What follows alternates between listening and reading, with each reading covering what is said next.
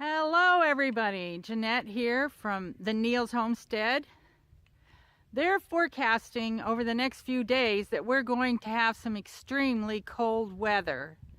We've done a lot of preparation for winter, so I feel like we're not in total unexpected disrepair, but we feel like we need to do a few extra things because the weather is supposed to be so cold for our area, -10 for a low one night anyway, maybe 2 nights. So we're doing a few things today to top off our preparations and be sure that we're safe and sound and everything on the homestead is in good shape. So we're going to show you what we're going to do. Hold on. Here we go.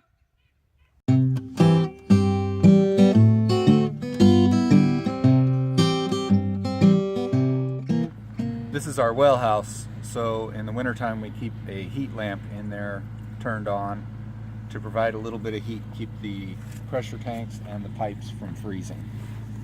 It's important that it stays on because if it goes off, then everything freezes up. Lift it up and I'll check to make sure the light's on. Ready? Alright, we got one light running. Out here in one of our buildings, we have our aloe veras wintering over. We've put lights up for them to make sure they have sunshine and can stay green.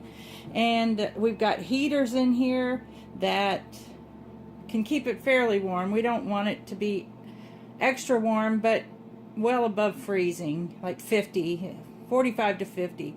So I had to come out and make sure that the heaters work right and the aloes are in okay condition. I see that they need a little bit of water, but I think that right now they're okay. Aloes don't like a lot of water, but some of them seem a little bit dry. Our certified kitchen is heated by 2 infrared heaters, and whenever it's getting really cold, we have to make sure that those heaters are in tip-top running condition. The water lines in this building run along the corner of the floor and the wall where there's quite a bit of cold that comes in there, and we have had them freeze. So this is a place where we have to take extra care when the cold is getting severe.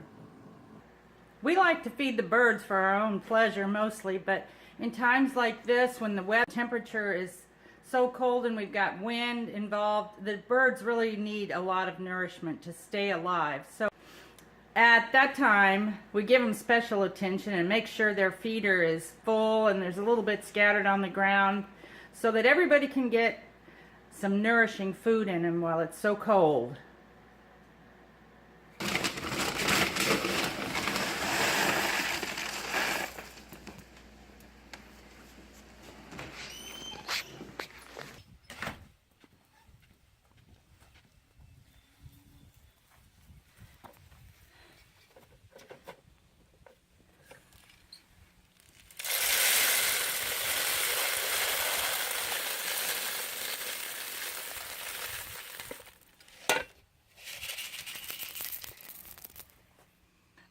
Well, that should keep them fed for a few hours.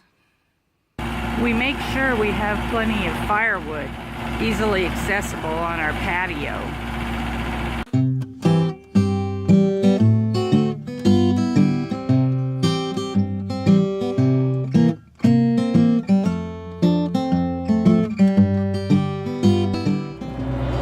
It's hard to believe how gnarly this elm wood is. This is split on gas-powered splitter, and it just can't split clean like good oak can. And then I think I won't. Sometimes I think I will, and then I think I won't. Sometimes I think she does, it turns out she don't. I took a trip up north, I wound up down south. If it were really up to me, we wouldn't have this much wood on our porch.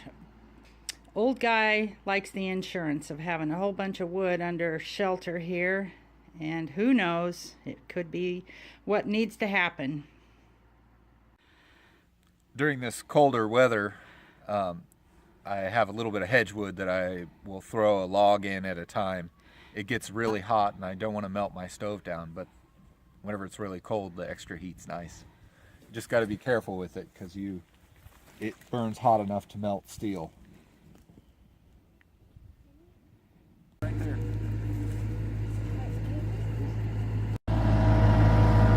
Bring her on forward then. Okay, you can just stay there, you don't have to get out. Alright, load her up then. Move. Watch out! Move! If you see it moving, get out of the way.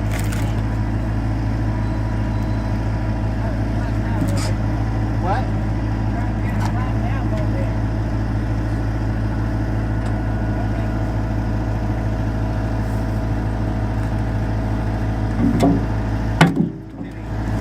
Never get your foot underneath it or anything. Stay clear of it.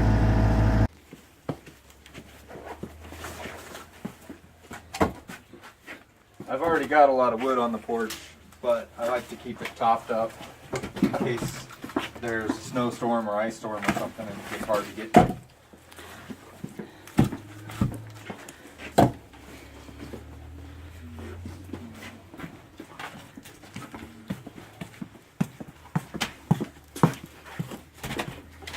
Micah, over there, buddy. One on that side.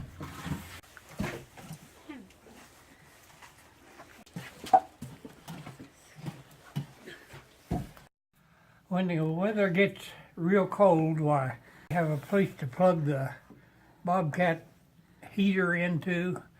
I think it warms the oil in it, maybe. I think that's its purpose. But anyway, it helps it start better in severely cold weather. I have to open it up like so, and just this one. And it has a little cord that plugs right into an electric cord. But I'm not sure I can see it. I guess I did it. So that should help it start easier when it's severely cold. And while we're here, we might as well check the antifreeze again to be sure it's sufficient, because it's supposed to be getting down to around 10 below zero soon. And that is pretty cold.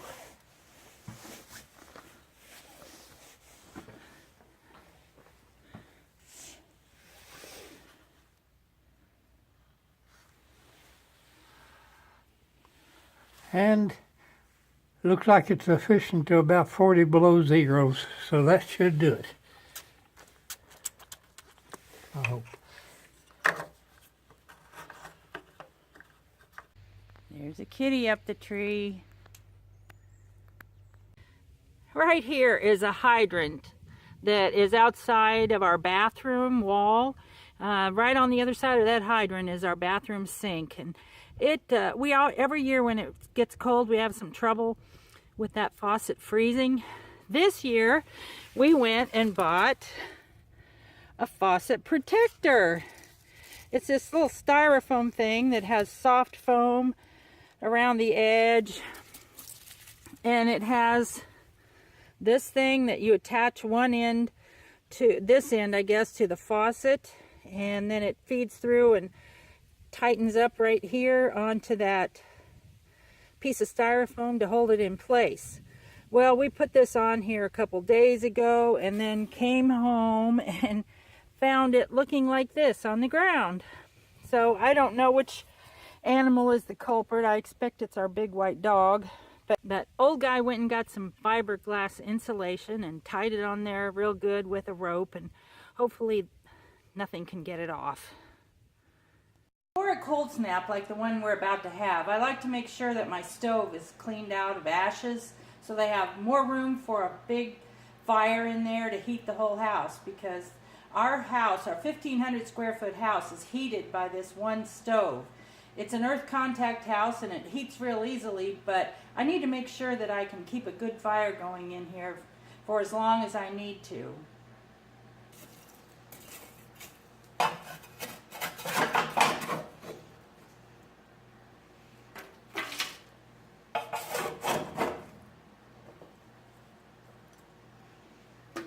Burn down like this, I have to build the fire a little bit more with smaller stuff that is nice and dry and catches on easily.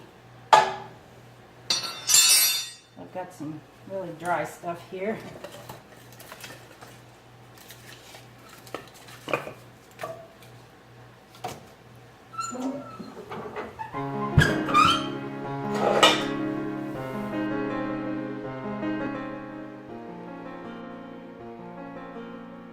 That ought to keep the house warm. And then we can snuggle up in the love seat and see if we can find a good movie on TV, knowing that everything is in good shape out there on the homestead. Thanks for joining us.